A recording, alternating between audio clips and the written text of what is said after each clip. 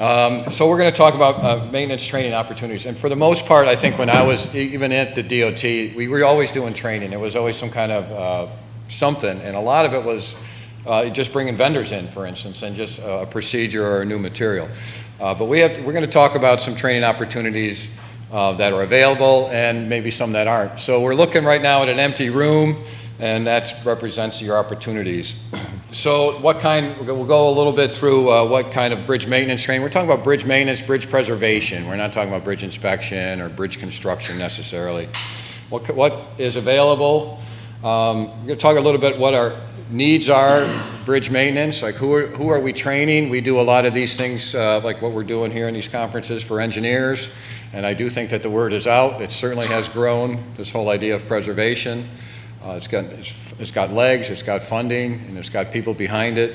But are we training the same people over and over? Are there other groups that we need to train? And then a little bit about myself. I think I'm not going to go into it. John gave you enough, but there's a training need. There is a shortage of workers. There's a shortage of people involved in preservation all around. So the objectives, we want to coordinate training needs with our partners, and this is a partnership. This is not exclusive, but it is partners. We have vendors in here. We have people that know procedures. We have agencies in here. We have agencies that are doing great things. We have agencies that could get maybe to pull their pants up a little bit and do a little bit better job. There's agencies that work with contractors, so they got to write specs and have inspectors, and then there's agencies that have their own people, so there's training needs that they do in-house. So if we do find something that is missing, this group, or this through the TSP2, but these partnerships would be the voice to raise to AASHTO or FHWA or any other way that anybody that would listen. It would come from people like this group, a collective voice. And then also there are some available homegrown type things, or just certainly ideas that happen just even within the Northeast. And sometimes it's tricky to share those things. Agencies want to hold on to those, or maybe they're concerned about, I don't know if there's liability involved or so, but somehow, or it's just a different technique. One agency does it a little bit different than another, so they really can't share videos, for instance, on how-tos, because they do it a little bit different.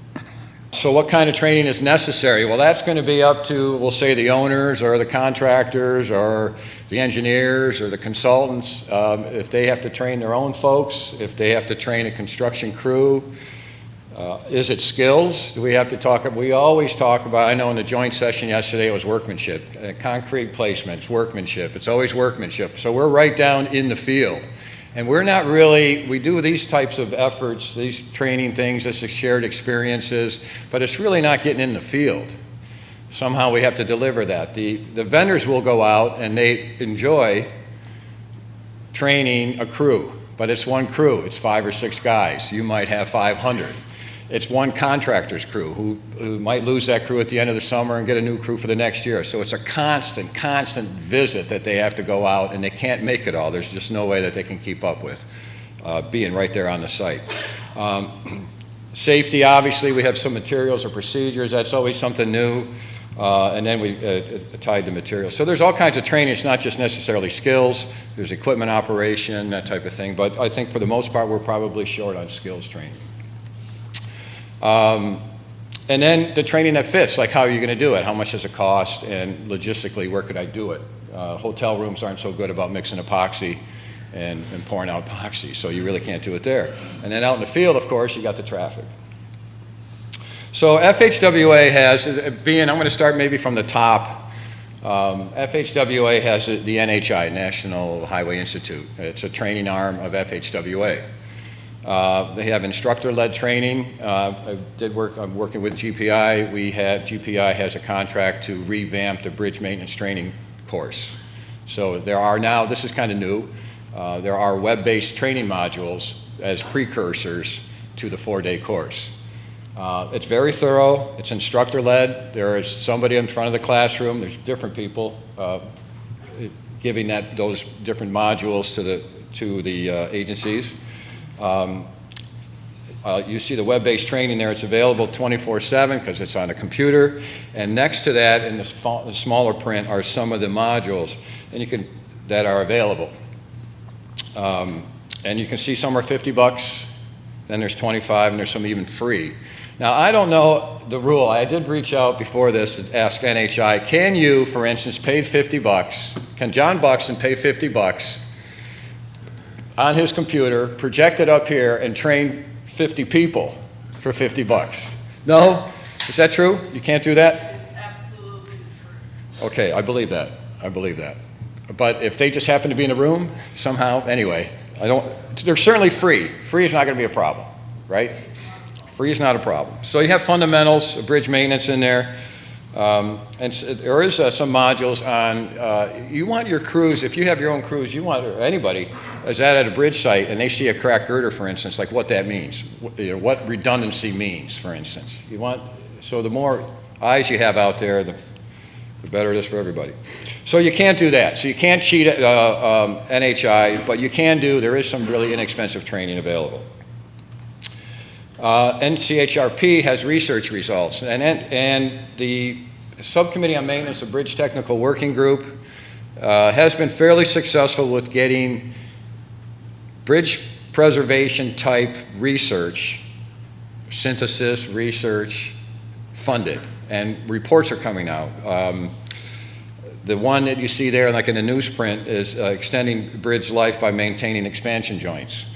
It's kind of a highlight. Trip Shenton's in the audience somewhere. He was a lead investigator for maintaining joints. And FHWA through NCHRP is, in their implementation program, is trying to make folks aware that that research is now complete.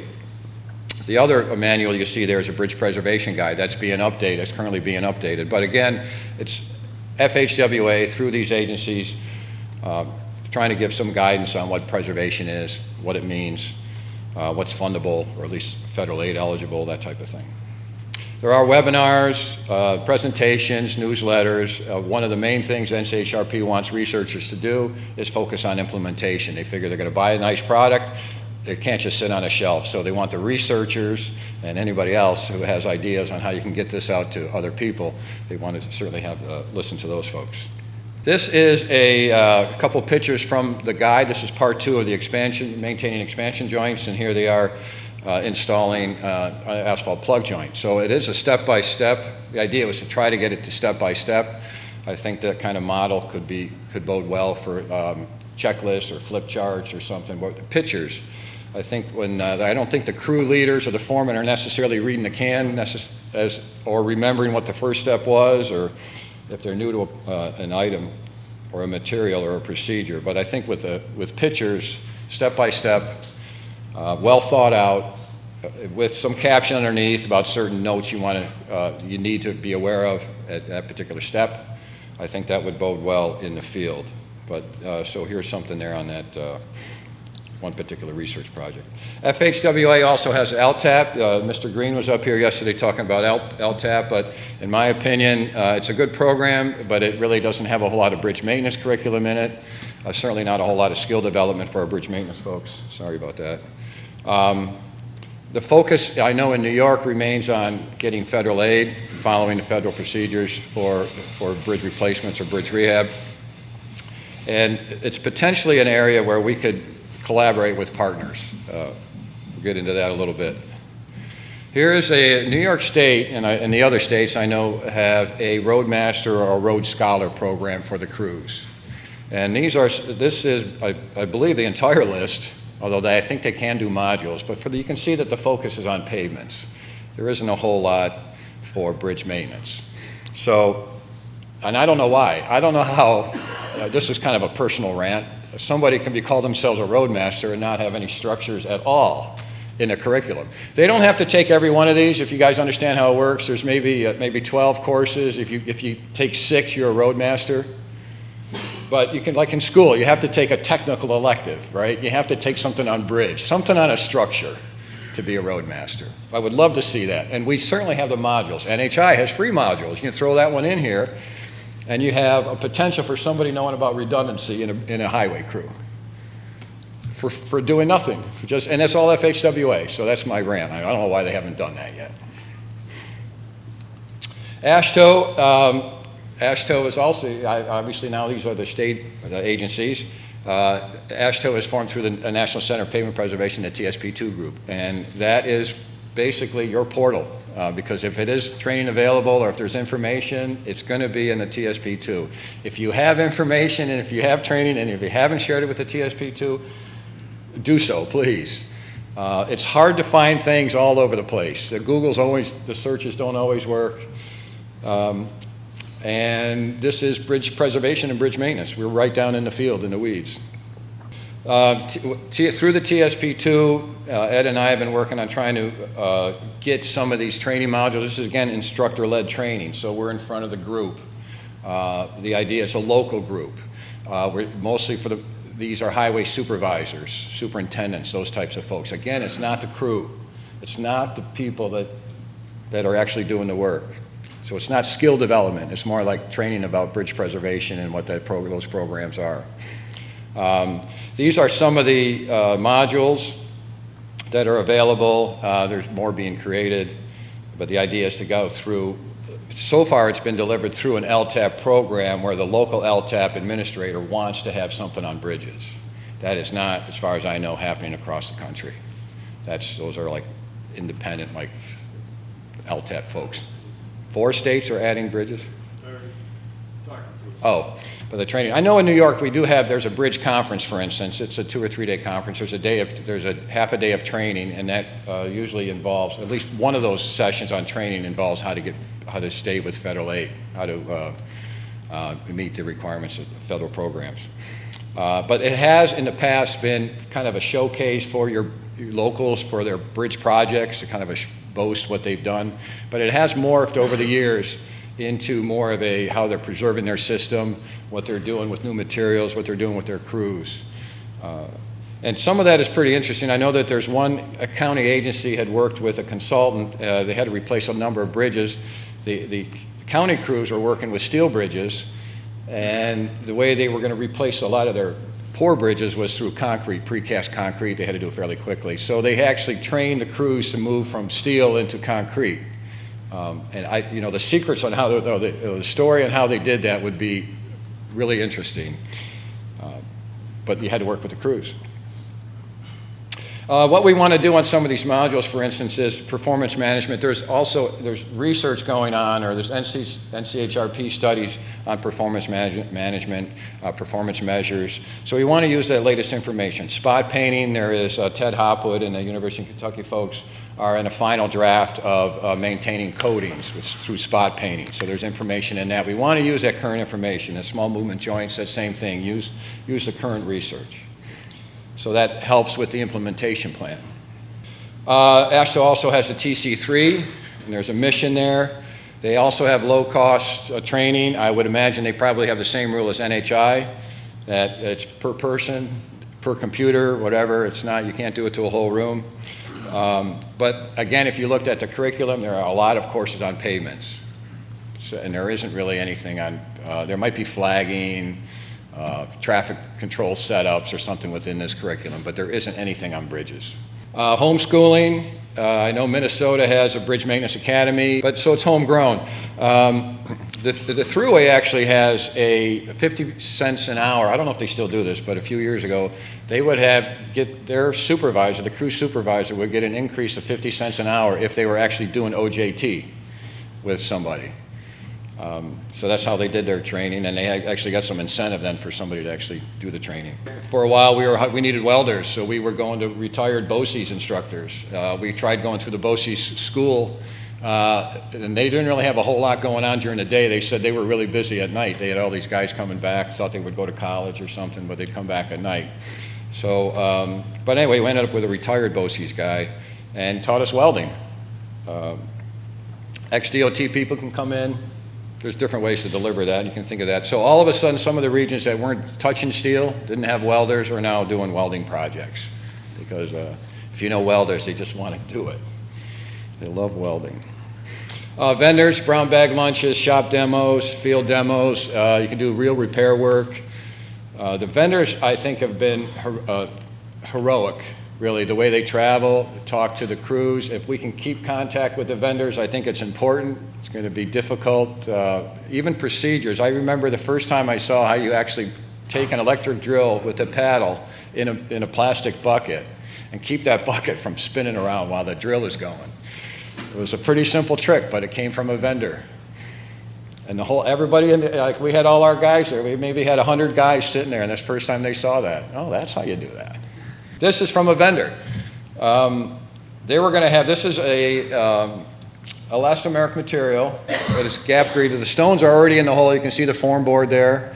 The stones are in the header, all 3/8" gap graded stones. What they're doing is just going to pour the material, the resin in the hardener comes out of the pump, and you're just going to fill up that. That's the pump, and that's the material. So this was a demo. Looks pretty messy, but it was a demo, and all of a sudden our guys are realizing that they don't have to get on their hands and knees to do concrete work or do elastomeric work. So they're now pumping, so now they don't have to, or their steel toes aren't showing on their boots. So this is just a wrap up then. In my opinion, and I hope I've convinced you guys, the training, you already know this, the training needs are not being met, especially for the skilled workers. We need more relevant material. It's in short supply. Really, the best way to do it is actually a real demo, or you bring somebody who knows how to build forms, concrete forms, and you have the crews work with those people. That's difficult to stage. You need a real project. Sometimes you can do it in your yard. You can, a fictitious thing, but again, it's time and money. Sometimes it's just as simple if somebody has an idea on how do you teach people how to form concrete. You can make flower pots or parking curbs or something. There's a little bit of forming involved. You give them a plan or so. They have to cut the wood to make the form, then you mix the concrete. So there's a lot of little steps in there that's useful training. And the other thing is identify potential partners. So we talked about some of the national agencies, and obviously the vendors are here too. And in this partnership, there's some 40-something vendors nationally. That I think can contribute to developing some training materials. Name some of the partners the bridge maintenance community could collaborate with to develop and deliver relevant training materials. Anybody who's a relevant partner? Vendors. Anyone's in particular? All right, Chlorid. Anyone else? That's the whole idea, is we could do this together. I think we're going to have to at least get it started. And if you have good training materials, please do share it. Okay, any questions, comments, or anything? Does Maine have a bridge maintenance training program? No, not officially. What we developed several years ago was called Bridge College 101. Okay. And it started out, I'd give a presentation for a couple hours, just kind of give generalities, the spread, components, things like that. And then we had like 8 different modules. Joints, rebar, bearings, little things like that, and they'd circulate around to the different stations over the course of 2 days. And like I said, it was effective. Everybody loved it. One of the hardships was it was a tremendous resource drain on our office, plus the region office. We had to have, of course, 8 guys from, generally they were the bridge managers, the crew supervisors from the regions, plus 4 or 5 people from my office. It was a 2-day event per region. We have 5 regions, so it was just a lot of time and energy, and it went well, and it just fell to the wayside. I think we have to reinvigorate that, but maybe not as hardy as it was, but it was really effective. But then, like Pete said, one of the things that changed within Maine DOT is that we went from highway worker, bridge worker, to transportation worker. The bridge worker was always paid more. Now they're the same. So it's a lot harder to get somebody out of a warm truck or an air-conditioned truck to put them on a 90-degree bridge deck or a 10 below bridge deck. Those are some of the things we're up against. But hopefully with the revamp of the bridge maintenance manual, when we roll that out to the regions, that will be some training in itself, because it'll be pictorial and how to do this and how to do that. But it works. I mean, Pete's absolutely right. You need to get that stuff out in the field. And our senior people now, we just don't have the young people that are coming up and absorbing that knowledge. And our older people are walking out the door with a lot of knowledge, and the young people are just standing there, and I don't know if they wish to learn or they want to get back into an air-conditioned truck. It's just the way life is right now. It's We're going to, difficult. we have two major areas in our country that have been recently devastated. We have an ICE program that is exporting anybody who's illegal, and we have a potential $1 trillion program coming. I don't know who's going to do the work. Who is going to do the work?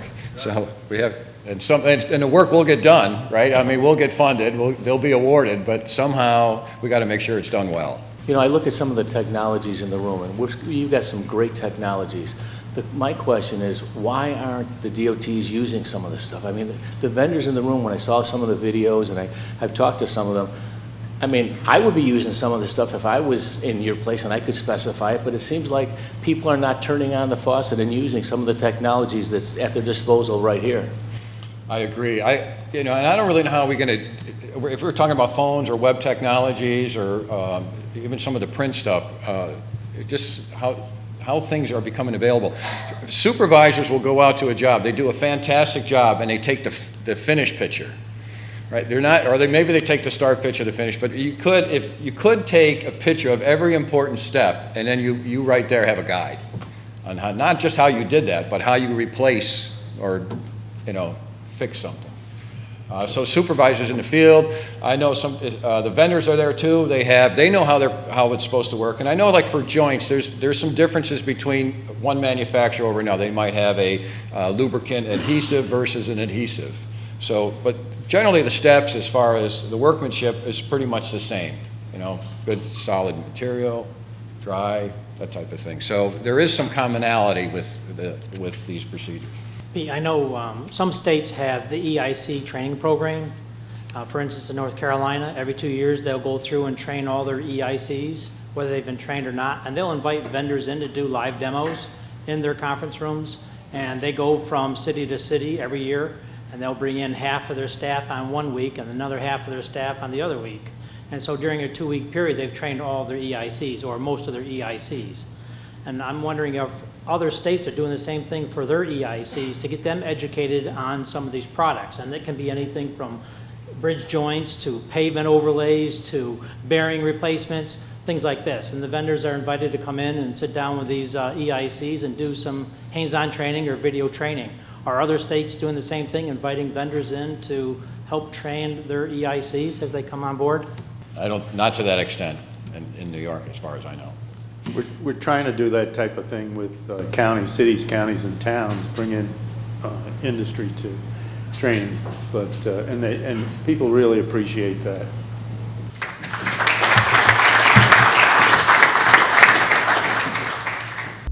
The preceding video was produced by the National Center for Pavement Preservation.